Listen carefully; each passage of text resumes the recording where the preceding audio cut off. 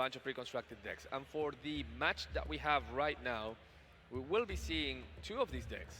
Slacks playing the red-blue control deck, and our challenger playing the green-black econ ramp. So tell me a little bit more about the green-black deck. The green-black deck, as you mentioned, is called the Econ Ramp deck. So a lot of the strategy kind of revolves around getting gold, getting kills, and there's a lot of cards in here that have synergy with that gold. So you have like the Revtel Convoy creep, which you can spend, or it's currently taking into effect all the gold you have to determine its attack.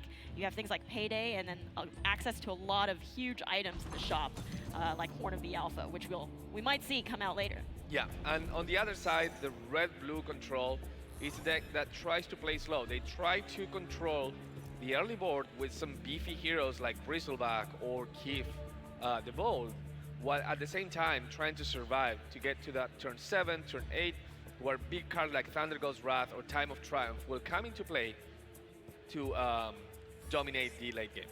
Now, it's worth mentioning, our champions here are playing with a little bit of a handicap right now.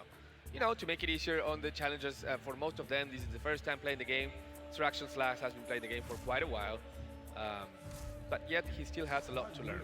That's right, and that handicap you'll see there at the side of each tower, there's the HP of the tower itself, so our challenger has 40, and SirActionSlacks starts with 30 here.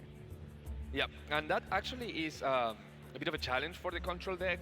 Control decks, you know, they struggle the first few turns.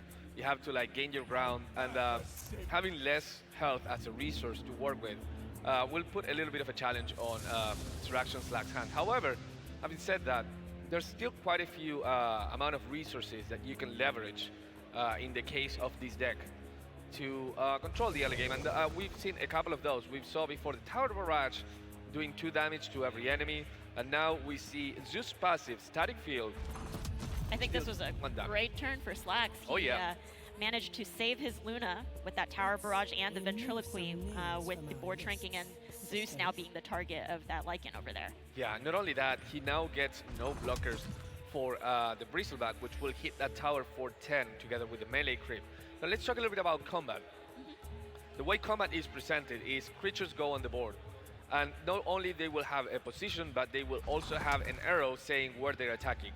Most of the times, creatures attack to the front of them, and that means they will hit whatever's in front of them, whether that's a creature, a hero, or a tower if they're unblocked. But sometimes, heroes and creeps can attack to the side. So, not having a hero in front of you, you still can be thwarted by attacking a hero to the side. How that is determined is during the flop, this segment that we're seeing here, where the rules of the game give you a time to deploy 2 creeps and a hero in any of the lanes that you want, and then you get these arrows set up, and these arrows will determine in the way of combat who is attacking. So for example, right now this Luna is going to be attacking the Savage Wolf, and the Savage Wolf will be attacking the Luna diagonally instead of both hitting the tower. Now there's a lot of cards that allow you to control how these arrows are, from cards that directly say something like attack the tower or choose your your ally's target, to also things like just killing the creep or killing the hero. So in this case, if Luna was to destroy this Savage Wolf for some reason, she would be able to attack forward and deal damage to the tower directly. That's right. And SirActionSlacks had actually purchased the Traveler's Cloak in his shopping phase with his gold, and so that allows him to get 4 more effective HP, and so that the Luna doesn't die to the Savage Wolf attacking him. Yes, and gold is something that we haven't talked about today. Whenever you kill a creep, whenever you kill a hero, you get gold. Creeps give you 1 gold, heroes give you 5. In the most cases, there's some items that will allow you to change your gold, there will be some effects that will allow you to change your gold, but in general, 1 per creep, 5 per hero is the norm. What you do with that gold is at the end of lane 3, which is the one that we are right now, you will be presented with a shopping phase. In the shopping phase, you will be able to go to a shop that will present you between 3 alternatives: a deck of items that you build, a secret shop item, which will be an item from any of the ones in the game, and a consumable item that you can purchase. And those consumable items can, for example, heal your hero, or let you draw a card, or move a hero to the fountain so that you can redeploy him again in the next turn, among others. That's right, and you'll see there's this button that both our players are pressing as they're taking their turns, and that button is giving players initiative as soon as they're done taking an action. So do you want to go into initiative a little bit? Oh yeah, so initiative is a little bit of a complex subject.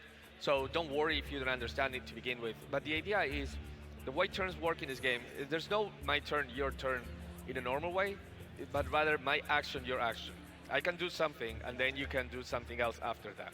Then I can do something else after that. At any point, if I don't want to do something, I can click on this coin that is going to be lighted here, this coin, and pass to my opponent, conceding that I am not going to do anything.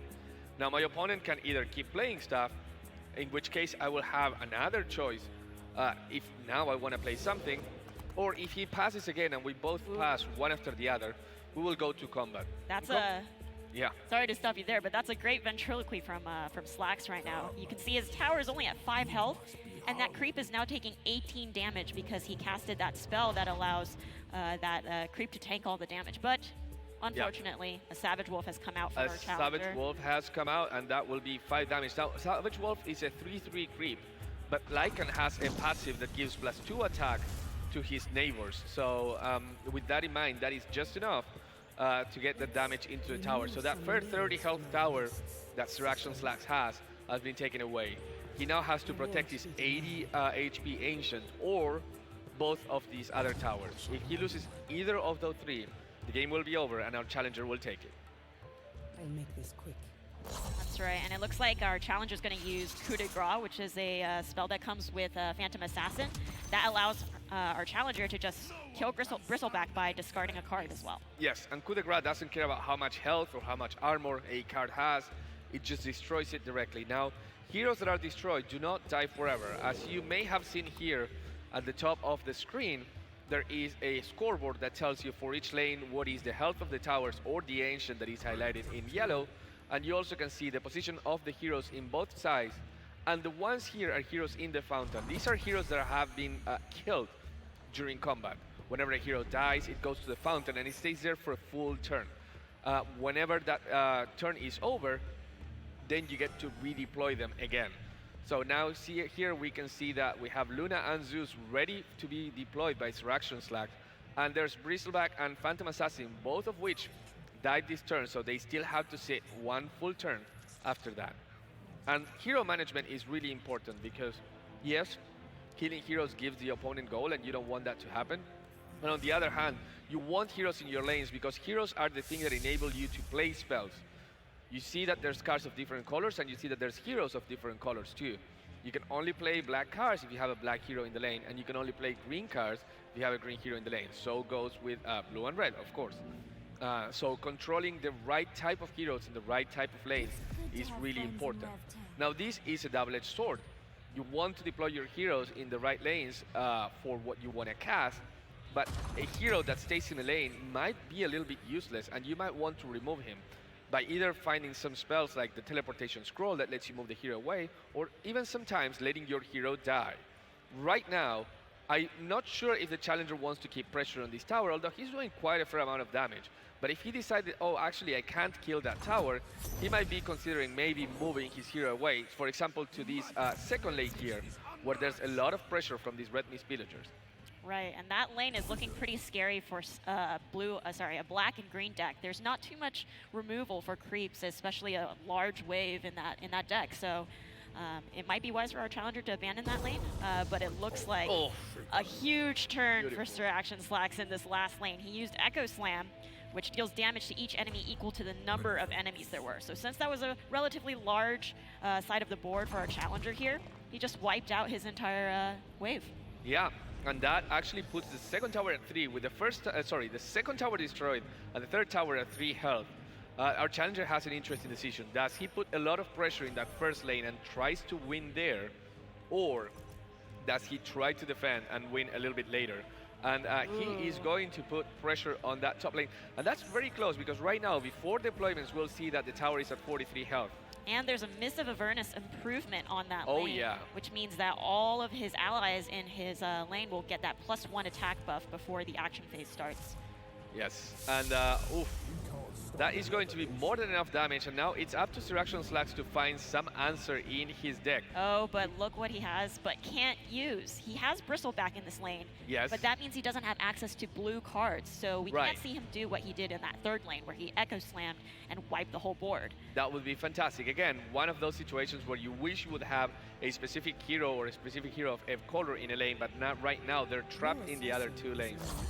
Our challengers decide to go with Very Coup de Grace. wise. And by getting rid of the Bristleback straight away, there's no way that SirActionSlacks can answer this. So he will BM Hill Debbie because Slacks loves this hero.